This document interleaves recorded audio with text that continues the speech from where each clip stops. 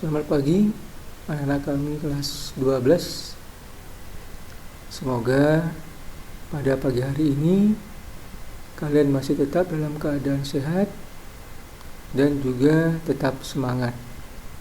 Begitu juga untuk guru-guru SMA Negeri 14, kita doakan selalu tetap dalam keadaan sehat. Untuk itu, marilah kita panjatkan rasa syukur kita kepada Yang Maha Kuasa. Sebagai rasa syukur kita, marilah kita berdoa. Semoga kita tetap dalam keadaan sehat dan dapat beraktivitas seperti biasanya. Baiklah anak-anak kami, Selasa yang lalu Bapak memberikan uji kompetensi untuk bab yang pertama karena bab pertama sudah selesai dan penilaian sudah Bapak koreksi ya, masih dalam pelaksanaan ya, dalam proses. Berikutnya ada tugas yang Bapak berikan mengenai gaya kolom sebelumnya itu ya. Nah, itu mengawali pada bab kedua ini, yaitu listrik statis ya. Nah, jadi hari ini ya Bapak memberikan video pembelajaran dikarenakan Bapak Ibu guru sedang dalam melaksanakan rapat di sekolah ya, jadi Bapak kirimkan video ini saja ya, mudah-mudahan dapat kamu mengerti. Kalau tidak, kita diskusikan minggu depan. Baik nak ya, kita akan bahas soal yang kamu kerjakan, tetapi sebelumnya ya, sebagai awal kita harus tahu dulu ya, sebagai pembukanya Bapak berikan ya konsep listrik statis ya, kemudian tujuan dalam pembelajaran listrik statis ini. Nah, ini sudah kamu lihat di depan ya, salah satu fenomena ya atau gejala listrik statis. Kalau yang ini peristiwa petir, sedangkan ini adalah peralatan yang disebut dengan generator Van de Graaff. Nah, kalau ini bisa kamu nanti lihat dari internet. Baik, apa itu listrik statis? Nah, ini bisa kamu lihat, listrik statis itu adalah bagian daripada ilmu fisika yang mempelajari muatan ya dalam keadaan diam untuk sementara pada suatu benda. Sebelumnya kita mempelajari tentang listrik dinamis ya, listrik yang dalam keadaan bergerak. Nah, kemudian kita lanjutkan dengan listrik statis karena ada satu peristiwa alam yang besar, yaitu petir ya, yang energinya jauh lebih besar daripada pembangkit tenaga listrik yang kita punya ya, dan cahayanya yang jauh lebih kuat ya daripada kekuatan cahaya yang ada di bumi. Nah, jadi apa-apa saja yang mau dipelajari pada listrik statis ini diungkap ya, dituliskan pada kompetensi dasar dan indikator ya. Ini penting Bapak sampaikan karena kamu harus tahu juga untuk apa kita mempelajari listrik statis ini. Apa-apa saja ya, dari kompetensi dasar kita melihat ada istilah menganalisis muatan listrik, gaya listrik, kuat medan listrik ya, flux potensial, energi potensial, dan penerapannya ya. Kemudian kalau yang kedua dalam bidang praktik ya, pengisian dan pengosongan kapasitor. Ya, jadi untuk kapasitor tetap kita pelajari secara teori ya, pengisian dan pengosongannya ini tidak bisa kita laksanakan, ya, cukup kita mengetahui nanti bagian daripada kapasitor, energinya dan rangkaiannya. Nah, untuk menunjang kompetensi dasar ini, maka ada indikator-indikator yang harus dicapai untuk kamu. Yang pertama, kamu dapat mengidentifikasi muatan listrik. Ya. Nah, listrik dinamis itu adalah muatan yang bergerak, ya, elektron yang bergerak. Nah, ini sebenarnya mempelajari lebih dasarnya, ya, muatan listrik, mengenal muatan listrik itu. Kemudian mengidentifikasi listrik statis dan muatan listrik.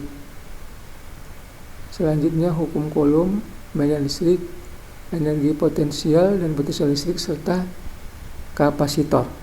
Nah, inilah yang dipelajari, ya, di kelas 12 tentang listrik statis.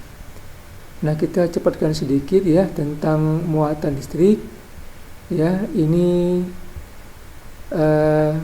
kita tahu sama-sama bahwa muatan listrik itu terbagi dua, elektron dan proton. Dan ada lagi yang lainnya, itu neutron. Ya. Nah, ini menunjukkan apa? Bahwa semua zat materi, baik dia padat, cair maupun gas, itu memiliki yang namanya atom. Ya. Atom itu adalah bagian terkecil dari suatu materi atau zat. Ternyata masih dapat dibagi-bagi lagi, dan bagian yang sangat kecil itu adalah, ya, menurut perkembangan teori atom dari Dalton, T.J. Thomson, Rutherford, dan Niels Bohr, terungkap bahwa atom terdiri dari inti atom, yang di tengah-tengah itu adalah proton dan neutron, yang dikelilingi oleh elektron. Ya, jadi muatan listrik ini, ya, inilah berada pada atom. Ya. Nah, ini kalau kita baca, ya, setiap benda-benda itu cenderung dia mau netral, ya, antara proton dan neutron. Kalau dia jumlahnya sama, maka dia bersifat netral. Itulah bahan-bahan isolator yang kita tahu bahwa tidak dapat mengatur listrik, ya, karena dia muatan positif dan negatifnya dalam jumlah yang sama. Nah, itu seputar tentang muatan listrik. Kemudian elektroskop, ini sebagian sudah pernah membacanya ataupun juga sudah pernah melihat di tingkat SMP, ya, sebagai peralatan untuk identifikasi muatan listrik. Nah, berikutnya, ya, lebih mendalam lagi mengenal hukum Coulomb, ya. Nah, jadi percobaannya dengan kaca puntir seperti ini, ya. Nah, maka menemukan hubungan, ya, antara gaya dengan muatan, ya, kemudian sifat daripada muatan tersebut yang saling tolak menolak dan yang berlawanan saling tarik menarik. Nah, inilah persamaan yang sudah kamu peroleh dari buku. Ya, F ini adalah gaya Coulomb, gaya tarik menarik atau tolak menolak. Kemudian Q1, Q2 itu adalah muatannya. Ini K ini adalah konstanta, yang disebut konstanta Coulomb. Di sini kalau kita lihat diperoleh dari pembagian E0, ya, 1/4 V E0 itu permeabilitas ruang hampa. Kalau di dalam air pasti juga berbeda. Baiklah, ya, kita lanjut aja untuk, ya, kita ini sebagai pelatihan kamu, ya, walaupun kamu masih ada yang belum bisa, dengan melihat contoh ini mudah-mudahan kiranya dapatlah dimengerti, ya, bagaimana pengerjaan hukum Coulomb. Nomor 1 ini hanya menggunakan persamaan hukum kolom. Ini ya, Q-nya ya, muatan-muatannya di sini dimasukkan ya, nilai K-nya konstanta kolom 9 kali 10 pangkat 9. Ya, di sini harus banyak berlatih ya dalam proses matematisnya. Nah, kita perolehlah hasilnya 9.000 Newton. Berikutnya soal kedua. Nah, soal kedua adalah perbandingan.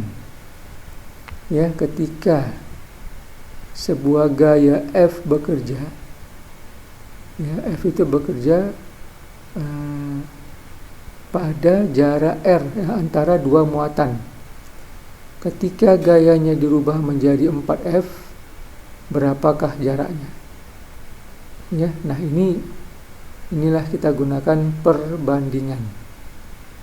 Ya, tentunya kalau gaya ini semakin besar, ya, jarak antara dua muatan juga semakin lebih kecil. Kalau gayanya kecil, maka jarak dua muatan semakin besar. Jadi hasilnya setengah R. Nah, berikutnya seperti pada gaya kolom atau gaya listrik, itu ada resultan. Ya, resultan perpaduan apabila lebih daripada dua muatan.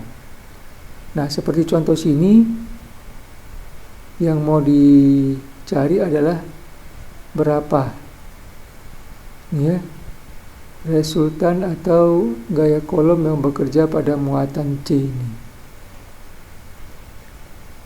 Nah, langkah pertama haruslah kita gambar. Tanpa digambar nanti kita tidak tahu bagaimana arah daripada gaya yang ditanyakan pada benda. Nah, muatan C di sini positif.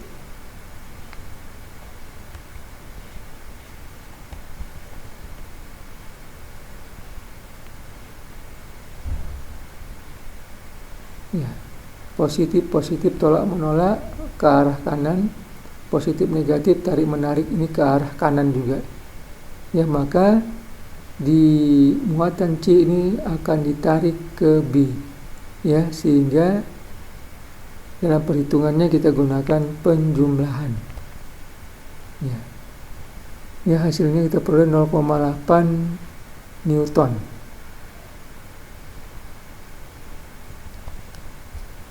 Baik, satu lagi ini yang tidak nampak sebenarnya. Ya, jadi pertanyaan. Satu pertanyaan aja di sini ya. Ya, baik, nah itu saja yang Bapak sampaikan pada hari ini ya, tentang pembahasan tugas hukum kolom ya. Berikutnya Bapak ada memberikan tugas kelanjutan daripada gaya kolom ini, yaitu medan listrik. Nah, coba kamu kerjakan saja semampu kamu ya, tidak harus benar. Nah, kamu coba saja, yang tujuannya adalah supaya pada saat ini kamu belajar secara mandiri melihat konsep daripada medan listrik. Nah, nanti untuk pertemuan berikutnya kita akan diskusikan. Baiknya itu saya Bapak sampaikan pada hari ini.